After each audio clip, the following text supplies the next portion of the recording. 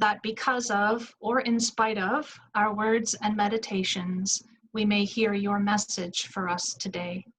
Amen. As I begin, I acknowledge the writing of Debbie Thomas, who inspired today's message, Fearful and Faithful. You have so little faith. Why did you doubt?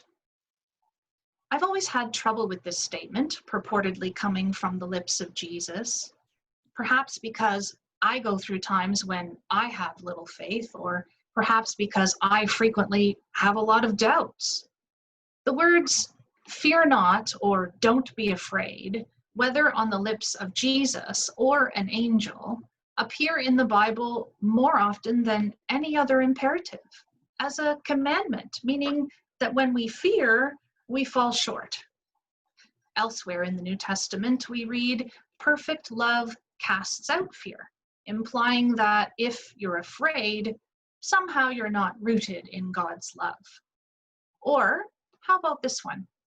For God has not given us the spirit of fear, but of power and of love and of sound mind. The implication being fear is some kind of aberration, an unsoundness of mind, a brokenness devoid of God. Instead of inspiring courage or trust, these kinds of phrases serve to coat our ever-present fears in guilt and shame and hopelessness. In our gospel story this week, the disciples contend with deep primal fear. Fear of the unknown, fear of suffering, fear of death, fear of oblivion. The setting is the Sea of Galilee, a body of water that is surrounded by hills, and it's prone to sudden violent windstorms. It's nighttime. The disciples are in a boat crossing the sea on their own, as per Jesus' instructions. As the night wears on, the wind and waves intensify, and the disciples, still far from land, struggle against the turbulent water. Meanwhile, Jesus, having spent the previous day teaching and feeding the 5,000, is up in the hills seeking renewal in solitude and prayer. Sometime before dawn, Jesus descends from the hills and approaches the boat. When the disciples see him walking on the water coming towards them, they're terrified. "It's a ghost," they cry. Immediately, Matthew's gospel tells us, Jesus identifies himself in an effort to reassure them. "Take courage, it is I, don't be afraid."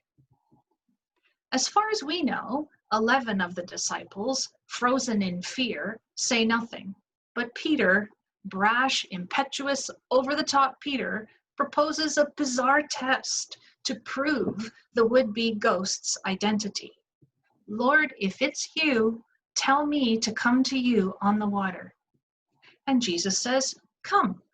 And Peter steps boldly, or recklessly, out of the boat. For one luminous second, or maybe 2, maybe 10, Peter walks on the water toward Jesus. Then, of course, he realizes what he's doing. He notices the vicious wind and the rising waves and the dark water, and fear overwhelms him. And he begins to drown. "Lord, save me," he cries. Immediately, Jesus reaches out his hand, catches Peter, and delivers him to safety. "You of little faith," Jesus says to the breathless, sopping wet Peter once the worst of the danger is over, "why did you doubt?" Well, we never hear Peter's answer if he manages to offer one, but as soon as he and Jesus climb into the boat, the wind dies down and the sea grows still and calm, and the disciples recognize Jesus for who and what he is. "Truly," they say in awe, "you are indeed God's own." Now, on the face of it, this story might appear to reinforce a fear not version of Christianity. I've certainly heard sermons that declare as much. Maybe you have too. They say something like, "See, when Peter exercises bold, fearless faith in Jesus, he is able to do the impossible. His faith empowers him to walk on the water, just like Jesus." But as soon as Peter gives in to fear, he nearly drowns. Well, to put it mildly, I don't agree with this interpretation. And to put it less mildly, I think this interpretation is dangerous. Nowhere in the Gospels are we called to prove our faith or test God's character by taking pointless risks that threaten our lives. Nowhere in the Gospels does Jesus teach us that bad things happen to us because we're too chicken to earn God's protective care. Whether we're talking about respecting the power of the sea during a vicious storm or heeding expert medical advice during a global pandemic, the same caution applies. Recklessness is not faith. Stupidity is not courage. Notice carefully the timeline of events as Matthew's gospel relates them. When the disciples see Jesus walking on the water, they're terrified. They don't recognize him. They think they're seeing a ghost or a demon, and naturally they cry out in fear. At that instant, Jesus offers them comfort and reassurance. He tells them exactly who he is. Take courage, it is I, don't be afraid.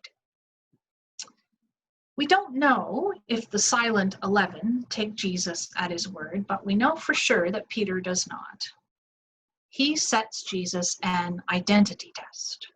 Lord, if it's you, this identity test of Peter's echoes another famous identity test given to Jesus, the test he faced in the wilderness 40 days after his baptism.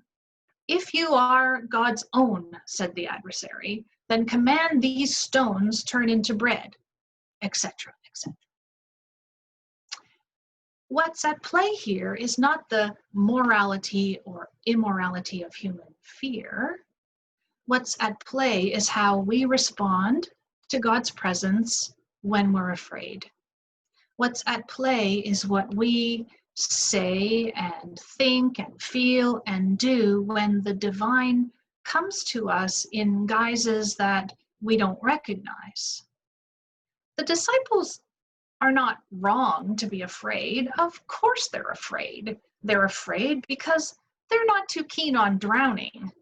They're afraid because gigantic waves in the middle of the night are scary. They're afraid because they lack the tools with which to process what they're seeing. Human beings don't have the ability to walk on water. If we extend the meaning of drowning to include all of the ways in which we human beings find ourselves in over our heads in this world, then of course we experience fear.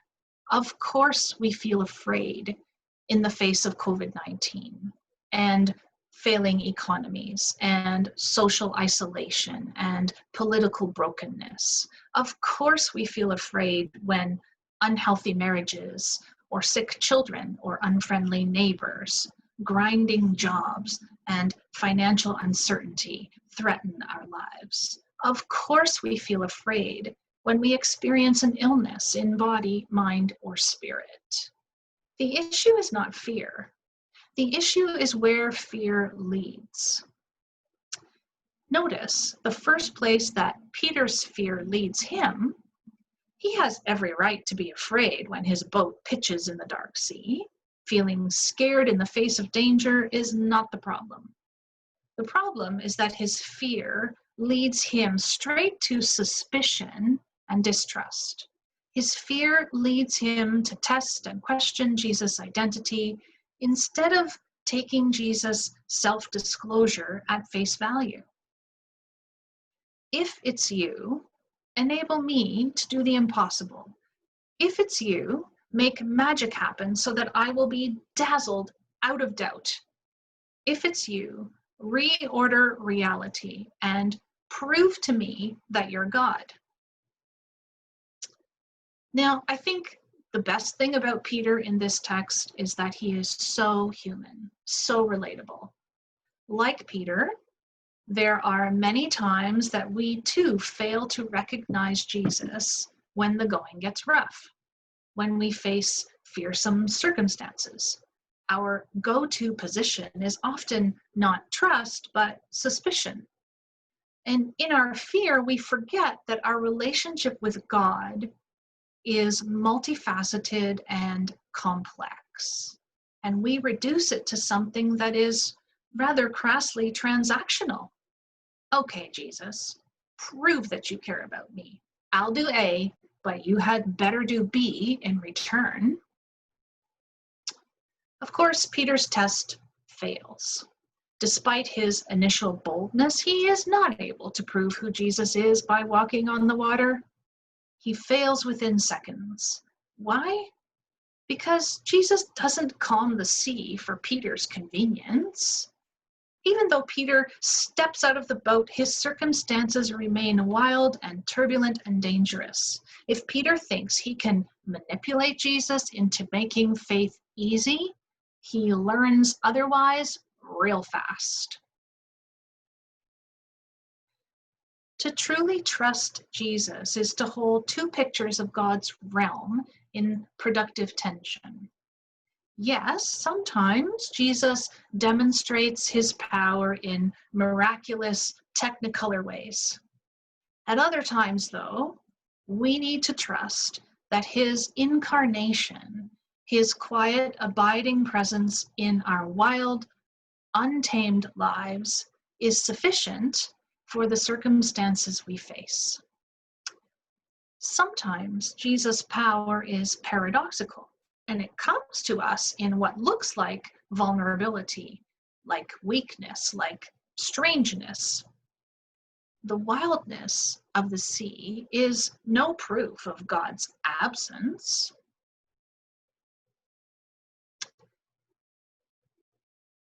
Once Peter is safe in the boat, Jesus asks him the question he can't answer. You of little faith, why did you doubt? I wonder if Jesus asks this question not because Peter gives way to panic and nearly drowns, but because his doubt compels him to make a foolish request in the first place. I wonder if Jesus' question means something like this. Peter, as soon as you saw me, I told you exactly who I was. You heard my voice. I spoke words of assurance and comfort to you. Why didn't you believe me?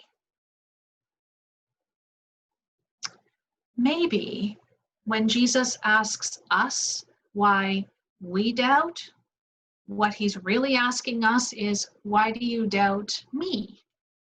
Why do you not trust that I'll be honest with you? Why do you doubt that I am with you, for you, in you, and around you? After all this time, why do you still feel the need to test me? In my mind, the power of this gospel story doesn't lie in Peter's faith or doubt or courage or fear. Peter's trajectory, fascinating though it is not the point of the reading. Jesus' trajectory is the point, because unlike Peter's, it never changes. It is constant, focused, relentless, and unidirectional. From the very beginning of the story, Jesus moves towards his disciples. He moves towards them when they are struggling at sea. He moves towards them when they decide he's a menacing ghost. He moves towards them when they're terrified by his approach. He moves towards them when they're reckless enough to set him a dare. He moves towards them when they begin to drown. He moves towards them when they ask for help. He moves towards them when they're shivering and sorry for their rashness. He moves towards them when they realize for a beautiful, flickering second who he is and what he is. He moves towards them when they revere him. In other words, Jesus never stops moving towards the ones he loves. He never stops crossing the dark water to come to where we are. Neither our fearfulness nor our faithlessness ever alters his steady approach. We are the ones he's bound for. Our flailing bodies are the ones he pulls out of the water. Ours is the boat he climbs into. It is for us that he calls out across the terrifying waves again and again and again. Take courage, it is I. Don't be afraid. Praise and thanks be to God. Amen.